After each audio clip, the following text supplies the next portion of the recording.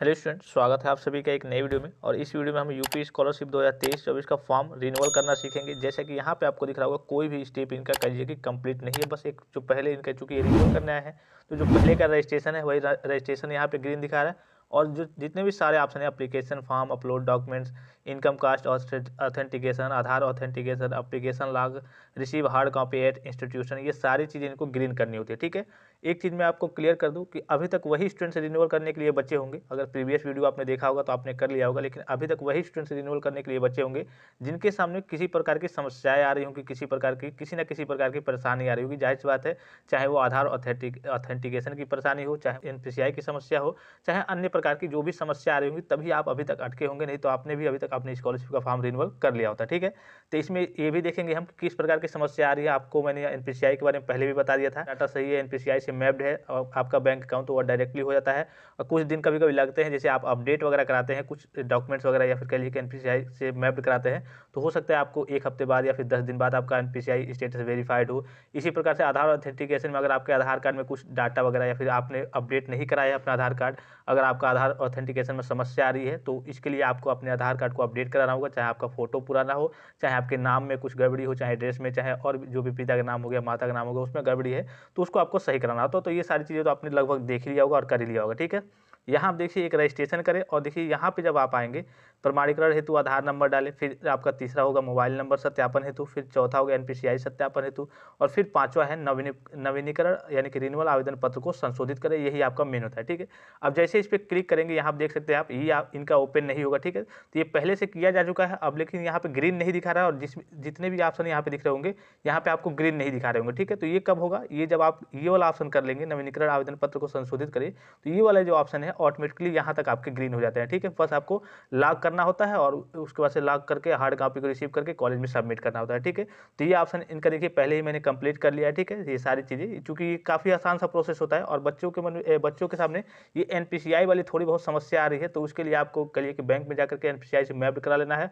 अगर एक्टिव है तो एक बार और जाकर अगर आपकी वहाँ पे समस्या आ रही है इस वाले स्टेप में एनपीसीआई वाले में, ठीक है, तो आपको एक बार और जाकर के वहाँ से एक बार और बात करके एक बार और फिर से अपडेट करा लेना, इसलिए कई सारी एरर्स वगैरह कभी दिक्कतें आ जाती हैं, तो इस तरीके की समस्या आती है। ठीक है, मोबाइल नंबर आपका हो ही जाएगा। ठीक है, हाँ, प्रमाणीकरण हेतु आधार नंबर डाले, अगर इसमें कोई समस्या आ रही होगी तो इस केस में आपको क्या करना है कि अपने आधार कार्ड को अपडेट करा लेना है। अब देखिए यहाँ पे ये जो ऑप्शन है, यहाँ पे जब फिलअप करेंगे फिर इस वाले ऑप्शन पे आएंगे तो ये सारे ऑप्शन ऑटोमेटिकली आपके ग्रीन हो जाएंगे। ठीक है, तो नवीनीकरण आवेदन पत्र को संशोधित करें। अब देखिए इसमें समस्या क्या है। अब इसके बाद से देखिए आपके पास कुछ इस प्रकार का इंटरफेस ओपन हो जाएगा। इन सभी ऑप्शनों में आपको जैसे शैक्षणिक हो गया, निजी विवरण हो गया, या फिर शुल्क संबंधित हो गया, फिर गत वर्ष हो गया, इन सभी में आपको अपना डाटा सही करना होता है। गत वर्ष में आपका प्रीवियस ईयर में यानी कि इससे पहले वाले पिछले साल में आपने क्या किया है।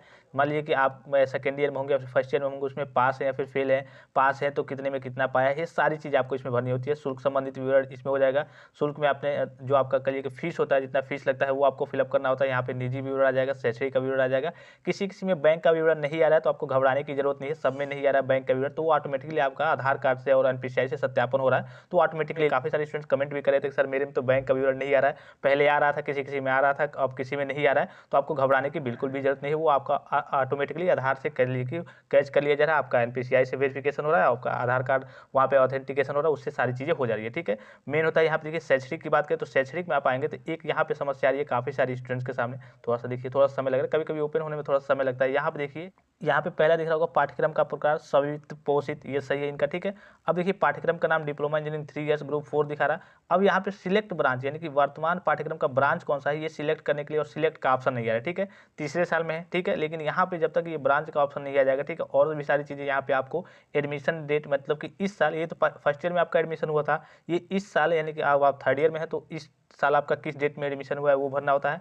यहाँ पे आपको क्या करना होता है, बोर्ड एफिलिएटिंग एजेंसी का पंजीयन क्रमांक यानी कि विश्वविद्यालय या फिर बोर्ड या फिर जो भी आपका यूनिवर्सिटी है, बोर्ड है, उसका यहाँ पे आपको रजिस्ट्रेशन नंबर भरना होता है। जैसे पॉलिटेक्निक के स्टूडेंट है तो इनरोलमेंट नंबर हो गया। ठीक है, ई लगा करके भरना होता है। इसी प्रकार से आप अगर किसी भी बोर्ड के स्टूडेंट है तो उसको यहाँ पे बोर्ड में जो रजिस्ट्रेशन हुआ रहता है उसका यहाँ पे नंबर फिलअप करना होता है। फिर बोर्ड विश्वविद्यालय बोर्ड एफिलिएटिंग एजेंसी का नाम कौन सा है, जैसे इनका है UP board of technical education, आपका यूपी बोर्ड होगा, यानी कि अगर आप 12 के लिए कर रहे हैं तो, या फिर जिस भी यूनिवर्सिटी के लिए कर रहे होंगे जो भी आपका बोर्ड होगा वो यहाँ पे फिलअप कर देना होता है। अगर ये आपके पास राशन कार्ड या फिर परिवार आईडी है तो यहाँ पे फिलअप कर देना है, ये आपका ऑप्शनल है एक तरीके से, ये कंपलसरी नहीं है। फिर कैप्चा फिलअप करके फिर यहाँ पे अपडेट के ऑप्शन पे आपको क्लिक कर देना होता है, फिर सबमिट सबमिट के ऑप्शन पे आप, ठीक है, सबमिट के ऑप्शन पे आपको क्लिक करना होता है। तो यहाँ पे देखिए ये जो है सिलेक्ट ब्रांच का ऑप्शन नहीं आ रहा है, तो ये देखिए क्या इधर है, यहाँ पे थोड़ी सी समझने वाली चीज़ है, इसलिए काफ़ी सारे स्टूडेंट इस चीज़ को लेकर के सिलेक्ट ब्रांच को लेकर के कमेंट भी कर रहे थे और व्हाट्सएप पे मैसेज भी कर रहे थे। तो ये आपके कॉलेज से भी कुछ मास्टर डाटा अपडेट होता है, ठीक है। किसी किसी कॉलेज में किसी किसी ब्रांच में ये समस्या आ रही होगी, सभी के साथ ये समस्या नहीं आ रही होगी। हो सकता है आपके कॉलेज के कुछ ब्रांच के बच्चों ने भर लिया होगा और आपके अगर जितने भी साथी वगैरह होंगे उनसे ही पूछेंगे, तो किसी किसी कॉलेज में जो मास्टर डाटा या वेबसाइट पे अपडेट नहीं किए हैं उनमें ये समस्या आ रही है। तो ये आपका जब कॉलेज वाले डाटा अपडेट कर देंगे, फिर से आपकी वेबसाइट अपडेट होगी, तो ये सारी चीज़ें आपकी मैनेज हो जाएंगी। ये सभी के साथ समस्या नहीं आ रही है, पहले आ रही थी तो देखा आपने 2 बार वेबसाइट अपडेट हुई तो वो सारी चीज़ें मैनेज हो गई। फिर से अब आपका अगर आपके कॉलेज से डाटा वगैरह कुछ मैनेज नहीं किया गया होगा तो फिर विभाग की ओर, तो फिर से जब आपका कॉलेज डाटा मैनेज कर देगा और विभाग वेबसाइट अपडेट करेगा तो फिर से आपकी सारी चीज़ें मैनेज हो जाएंगी। तो आशा करता हूँ कि जानकारी आपको समझ में आई हो। सारी चीज़ ये नहीं कि आपकी ओर से कोई दिक्कत है या फिर आपके फॉर्म में कोई दिक्कत है, इस प्रकार की कोई बात नहीं है। अच्छा, अब निजी वाले विवरण में देख लीजिए कि निजी वाले में क्या भरना है। काफ़ी सारे स्टूडेंट्स में देखिए, मैंने पहले बताया कि बैंक वाला ऑप्शन नहीं आएगा तो आपको घबराने की जरूरत नहीं, वो ऑटोमेटिकली आपका आधार कार्ड की सहायता से आपका पैसा भेज दिया जाएगा, ठीक है। तो यहाँ पर देखिए क्या छात्र छात्रा के पिता साक्षर हैं यानी कि लिटरेट हैं, पढ़े लिखे हैं, ठीक है। तो इसमें आपको यस कर देना है, सभी स्टूडेंट्स को कोई दिक्कत की बात नहीं है, ठीक है। फिर यहाँ पे कोर्स का नाम, कोर्स सिलेक्ट कर लेना है, उनका कौन सा कोर्स था, कहाँ तक पढ़े हैं। जैसे कि मान लीजिए कि इनके हैं कि इन्होंने 12 तक किया है, मतलब कि जो भी आपके माता पिता, जो भी आपके कह लीजिए कि यहाँ पे पिता का पूछा जा रहा है और यहाँ पे आपके माता जी का पूछा जा रहा है कि क्या छात्र छात्रा के माता पिता साक्षर है, ठीक है।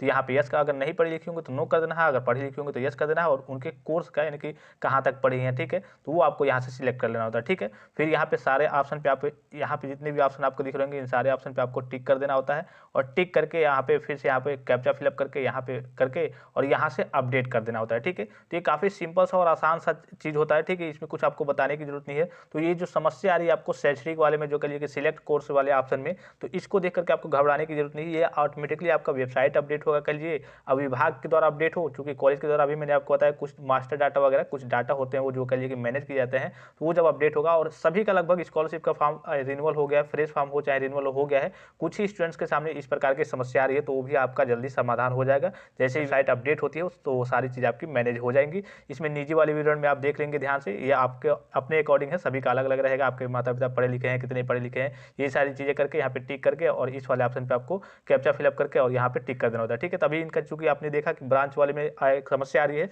तो अभी हम इनका नहीं करेंगे, थोड़े दिन और वेट करेंगे, फिर से इनका हम रिन्यूअल करके दिखा देंगे। आशा करता हूँ कि सारी चीज़ें, सारी जानकारी आपको समझ में आई होगी। फिलहाल इस वीडियो में इतना ही, और भी कोई जानकारी चाहिए तो आप कमेंट बॉक्स में कमेंट करके पूछ सकते हैं। धन्यवाद, थैंक्स फॉर वॉचिंग, मिलते हैं नेक्स्ट वीडियो में।